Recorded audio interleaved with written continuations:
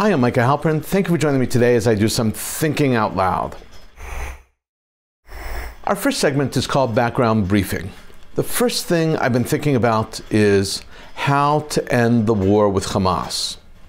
Tremendous pressure is being brought on Israel to conclude their war against Hamas. And as it's obvious to everyone and anyone who follows the news about Israel, significant domestic internal pressure is being brought upon Netanyahu. Add to that pressure from a wide swath of international governments and forces. The most pressure, however, the loudest, most intense pressure, is being applied by the White House in Washington. The White House is turning the screws on Prime Minister Netanyahu.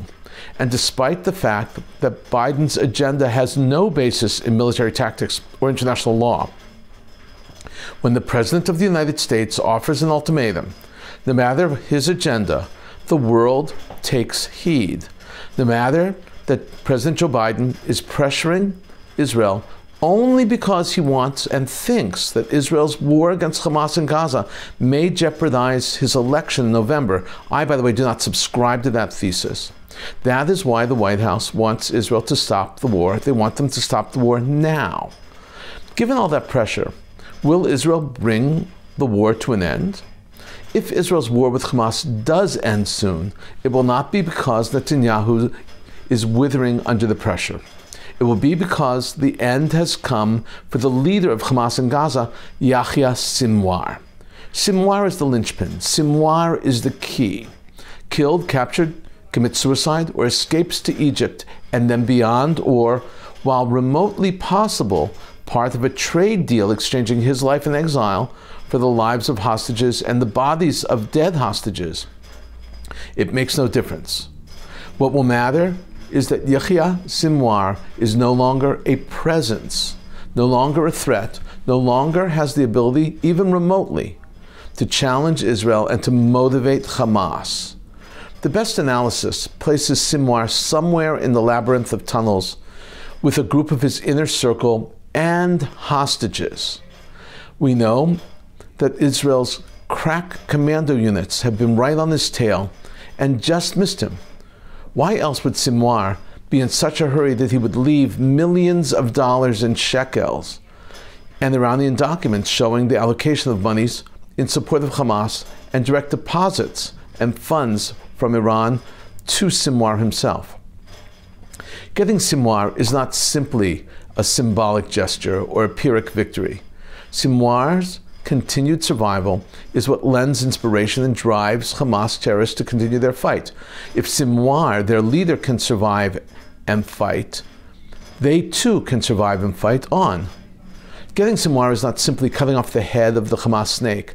No other person in Gaza can replace him.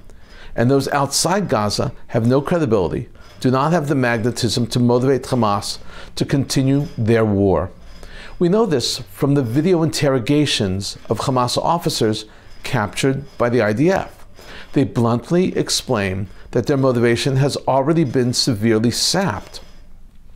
Throughout history, when a leader or a general or king falls in battle, the stability and the foundations of that society are shaken. Certainly the battle lines and the war changes as a result of that fall. Often, when the general or king is killed in battle or taken captive, the rest of their fighters and followers escape in fear. The captive king or his head would be paraded as a sign of victory. It is for that reason that in these battles, some warriors dressed up as the king. They were decoys, leading the enemy army to wonder who and where the real king was, or even if he was on the battlefield. If the king were to die in battle, his followers would lose their motivation to fight. They would flee, fearing a massacre or even slavery. Rome was the exception. Roman generals gave orders that were delivered to small units of 120 soldiers. So when Mark Antony was defeated at Mutina in 43 CE by both Roman consuls, Hirtius and Pansa, they were both mortally wounded. Rome was still victorious. That's because the small Roman units got their orders and continued fighting to achieve their goals, which was to defeat Mark Antony, and they did. Today, however, war is guided by international law, and the IDF is guided by Ruach Tzahal, the code of conduct of the IDF. If Sinwar is killed by Israel, that would solve certain issues. If he gives himself up or is captured, it would become a serious ethical dilemma. According to international law, if someone gives themselves up, they must be arrested and tried. Certainly Sinwar would be convicted and imprisoned, but he would be very much alive. He would be in line to be released again, as he once was in exchange for Gilad Shalit, if you remember. Israel will offer unconditional surrender to the rest of Hamas. The concept is historically important, and while unconditional surrender guarantees nothing, it ends the war. The best historical example of unconditional surrender is Union General Ulysses S. Grant at the Battle of Donelson in 1862. Confederate General Buckner sent terms of his surrender to U.S. Grant, General Grant. Grant responded, quote, "No terms except unconditional and immediate surrender," unquote. President Lincoln was so impressed, he nicknamed Grant, U.S. Grant, Unconditional Surrender Grant. Think of it as a game of chess. When the king is trapped, the game is over. Sinwar will be caught. It's just a matter of time. Coming up, points of view. First up is a column from the Wall Street Journal. It was published on February 2nd, 2024. The column was written by Allison Lee Cowan and is entitled, Opinion, IDF's Rabbis Go to War. Cowan wrote this column while visiting at Shura Army Base in central Israel. This column gives insight into the role of an IDF rabbi during this war against Hamas. It is fascinating and inspiring. This is how Cowan begins. Rabbi Benzi Mann's reserve duties in the Israeli Defense Forces used to consist of making kitchens kosher 1 or 2 days a year. Since October 7, he's been working around the clock to identify and prepare victims for burial. The other uniformed clergy entrusted with this task hardly leave this base in central Israel. This task is daunting. It's truly beyond what one can imagine or prepare for in advance. Listen to how the story is told by Cowan and how she retells it. The state is only now coming too close to identifying those slain, given that so many were burned and mutilated beyond recognition.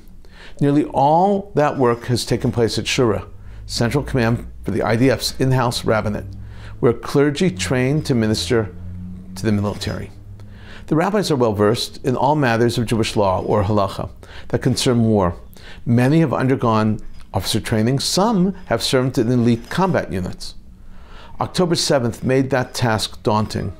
Rabbi Mann recalled a day when the base ran out of trolleys and had to place the deceased on the floor. He shared the heartbreaking case of a father who arrived from Nachal Oz, Kibbutz Nachal Oz, with the body he claimed he was his daughter. Testing showed she wasn't.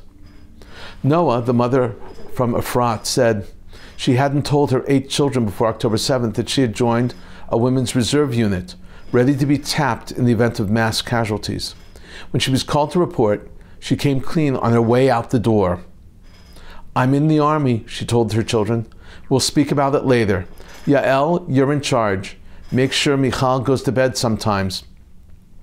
When she returned home, one son made a face and wanted to know what that terrible smell was.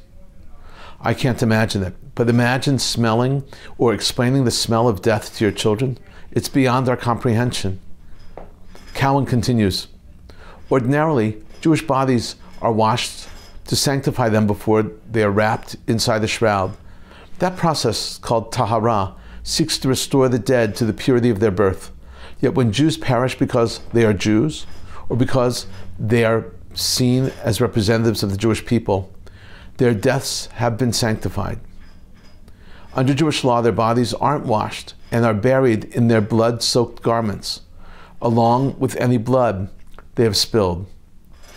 Even wipes used to clean the body and the blood from objects like phones and yarmulkes must accompany the body to the grave. According to Rabbi Mann, the blood is meant to remind heaven how Jews are sometimes treated on earth. Civilians killed by anti-Semites are subject to the same rules, which is why the base has handled nearly all 1,200 fatalities from Hamas's initial strike and those who have died since. Banging noises on the day I visited the base, the sound of caskets being built, signaled another revision to usual rituals. The Israeli tradition is to bury Jews without a coffin because of the honor that comes from becoming one with the Holy Land as soon as possible. The IDF has long maintained an exception, however, meant to spare mourners the pain of sensing from the contours of a shroud that someone had been disfigured, or the discomfort that might arise if only some bodies arrived in caskets, flagging which casualties bore signs of trauma. Now all corpses leave Shura in caskets. The rampant abuse of victims and the nature of their injuries prompted authorities to order them for all military and civilian casualties in this conflict.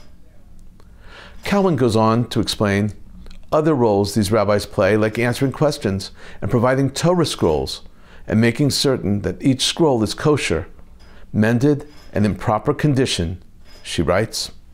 Among their other duties, Shura's rabbis manage a hotline to answer halachic questions that arise during the war. Many units, secular and religious, have been clamoring for Torahs to boost morale. The base has a warehouse-like room that would do Costco proud, stacked floor to ceiling with scrolls. It can lend once they are checked for defects. The unit has refurbished and dispatched at least 40 since the war began.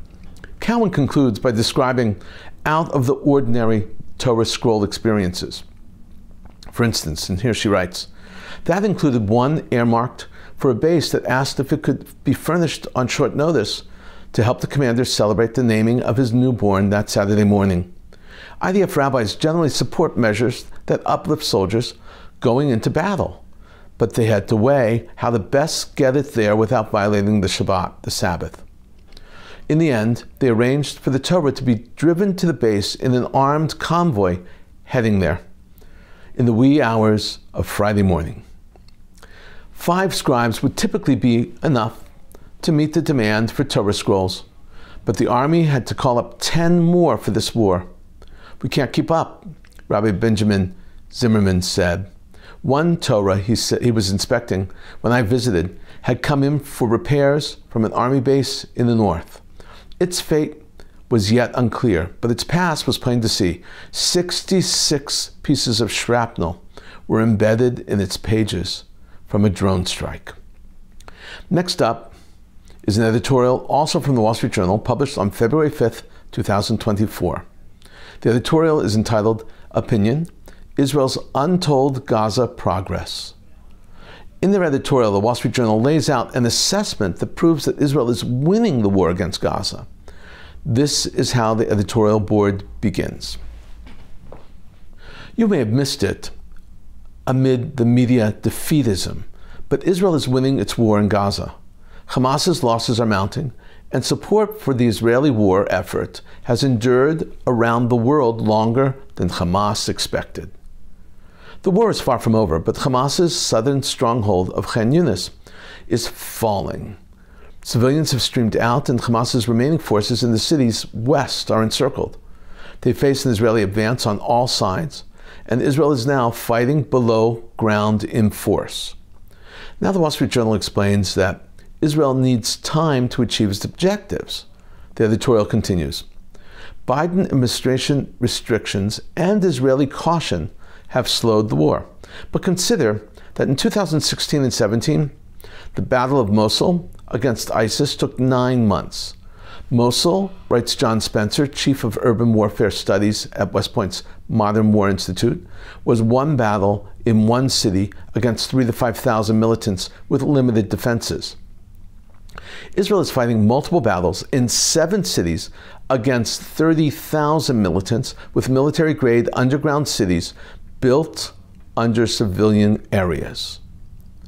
Israel needs time to achieve victory, and Hamas is counting on Western powers to deny it that time. The 2009 Gaza war was brought to an end after 3 weeks, the 2014 war after 6 weeks. The CNN strategy of using human shields to gain media sympathy has worked every time for Hamas. So far, not this time. October 7th was too brutal. The war has passed 120 days, and the US and Europe refuse to call for a ceasefire. The numbers of Israel's successes are remarkable. 20 to 30,000 Hamas have been killed or wounded and taken off the board. That's very impressive. This is how the editors write it. Israel says it has killed, incapacitated, or arrested some 20,000 of Hamas's 30,000 men and dismantled 17 of Hamas's 24 combat battalions. The losses have prevented Hamas from mounting military maneuvers and quieted its rocket fire down more than 95% from the war's early days.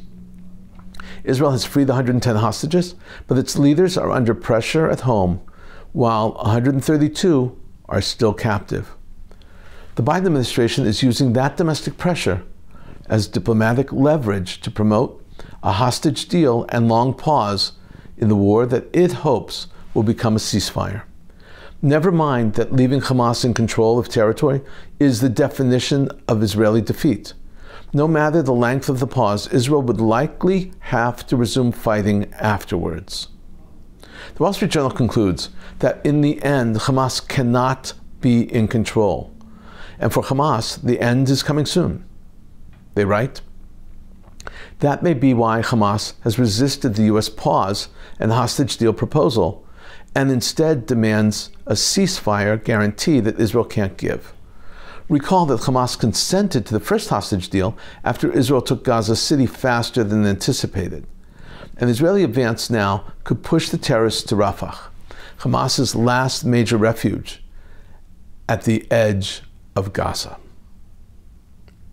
Coming up, commentary through cartoons where pictures tell the story. I want to show you 6 cartoons today. The first cartoon depicts Uncle Sam in a minefield of the Middle East. The area is smoldering, mines have exploded all around him. Uncle Sam is depicted on tiptoe and holding his ears. Explosive is, I would say, an understatement. The next 4 cartoons are about UNRWA. UNRWA has protected and empowered Hamas for decades. This first of the 4 cartoons shows that the tap has been cut off because UNRWA's serious links to Hamas and to terror. Palestinians are there with their empty bowls hoping and begging for food. UNRWA has been enabling Hamas for these decades. Make no mistake about it. Next up is a cartoon about UNRWA, and it's a play on Mary Poppins. It depicts Mary Poppins flying a Palestinian family away. Crazy but true, this cartoon and the cartoon we saw right before this one were drawn by Imad Hajjaj. His name betrays his identity and explains his bias.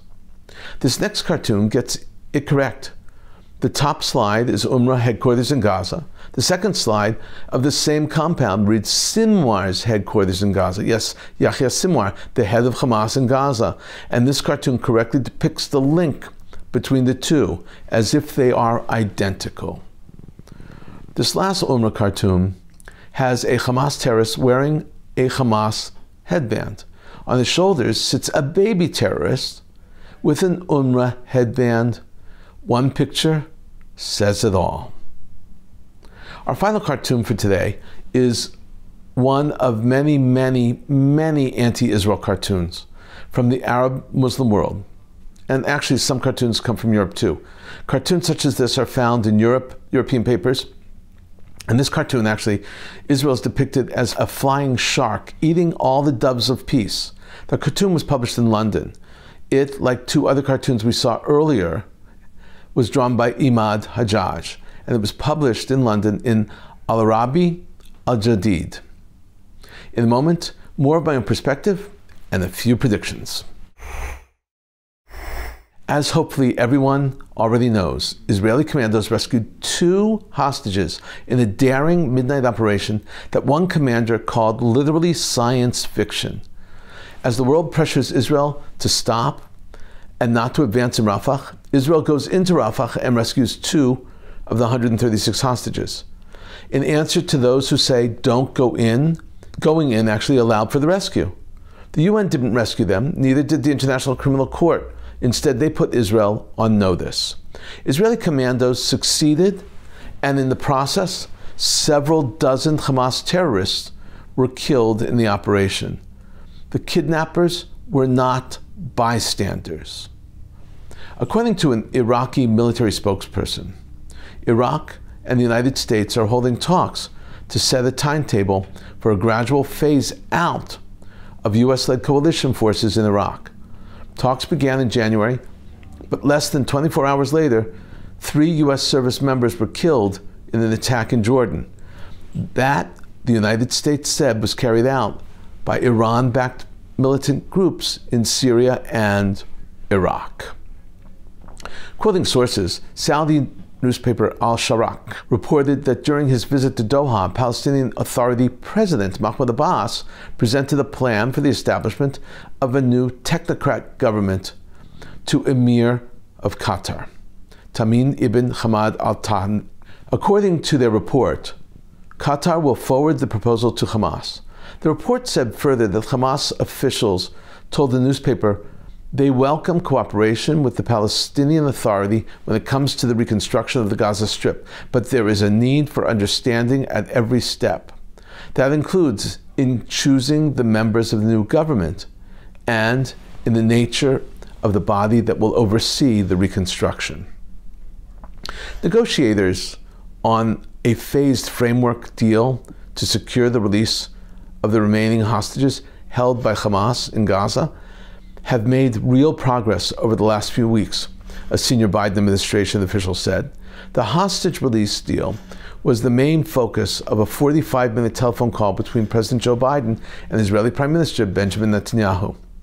Although there were still some significant gaps to close, the official said, "It's pretty much there. We will see."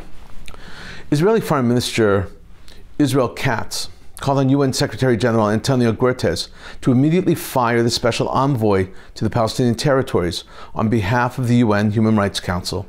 Francesca Albanese.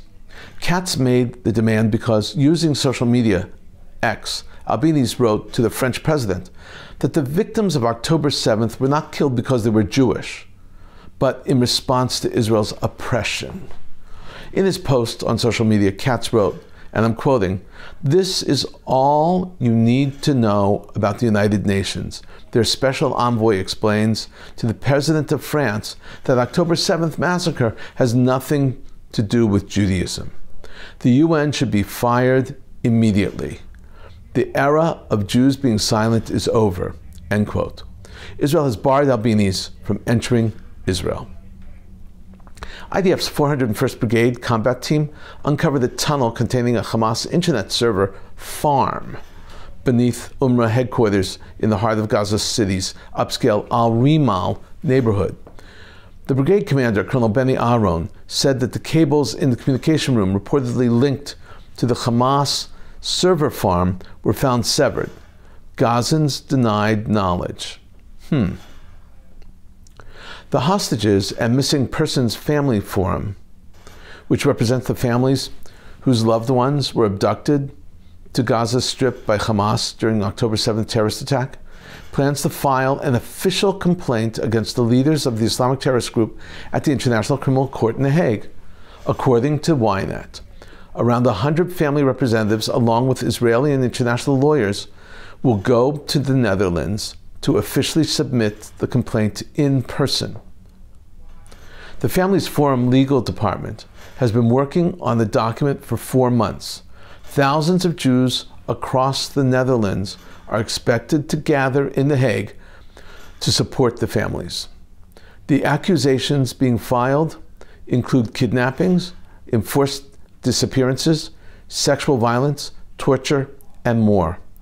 The filing aims to secure arrest warrants against Hamas leaders in an effort to increase pressure for the hostages' release. We've been thinking out loud about a lot today. Now that you know what I've been thinking, let me know what you're thinking. Email me at micah@jbstv.org. Tweet me at Micah Halpern. Tell me what you think. Before we end, let me leave you with one piquante piece of information. Did you know that Israel produced and aired 3 ads during the Super Bowl? The ads were broadcast on Paramount streaming digital TV and other streaming devices.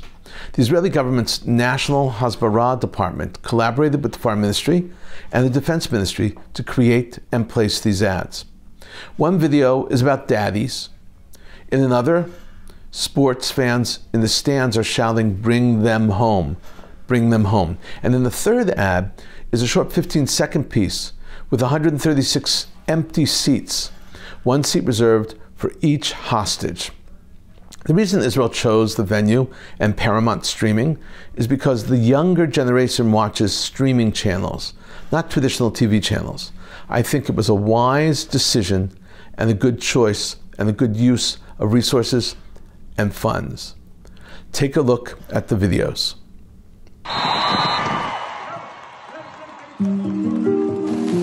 To all the dads,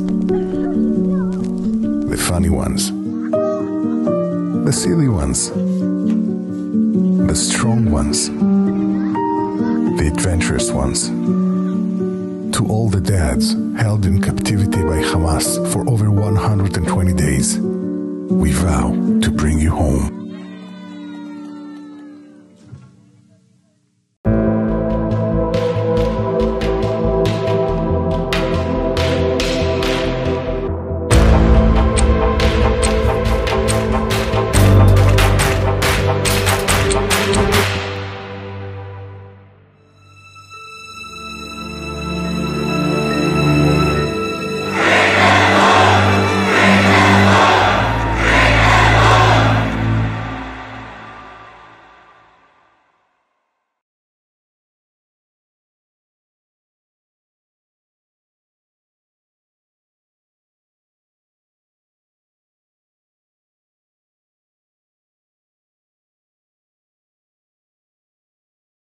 Very powerful.